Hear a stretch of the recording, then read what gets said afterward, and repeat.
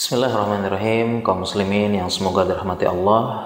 Saya mendapati beberapa teman-teman pengajian yang anti dokter dan juga anti obat kimia. Dan mungkin bisa jadi teman-teman sekalian mendapati teman, tetangga dan sebagainya benar-benar anti dokter dan anti obat kimia.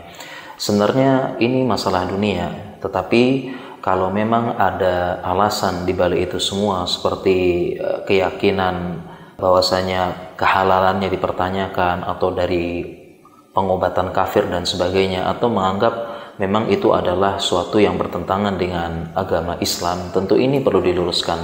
Mengapa demikian? Pertama, kita lihat penjelasan dan praktek ulama, di mana penjelasan ulama mengatakan bahwasanya mereka menyarankan agar mengkombinasi antara pengobatan yang lain dengan pengobatan kedokteran, termasuk dengan obat-obatan kimia.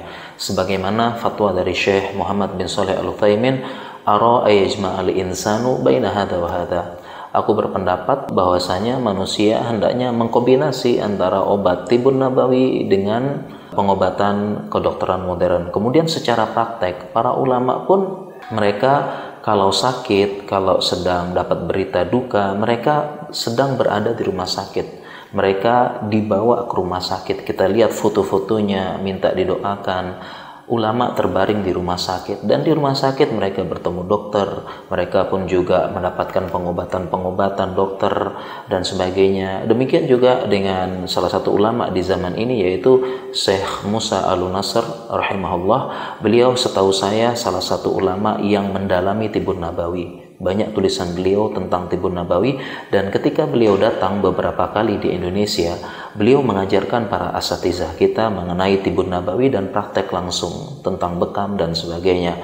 Ternyata beliau pun menggunakan obat dokter. Beliau suntik insulin, dan ini obat kimia, ini obat dokter, dan ini juga diimpor dari negeri kafir. Sehingga ini semua tidak benar ya, apabila ada yang benar-benar anti dokter dan anti obat kimia dengan alasan dalih agama. Dan saya pun menulis tulisan panjang lebar tentang hal ini, bahkan saya menyusun buku "Haruskah Kedokteran Modern Dipertentangkan dengan Herbal?" dan kedokteran yang menjawab itu semua dengan detail dari sisi sains maupun dalil. Demikian, semoga bermanfaat.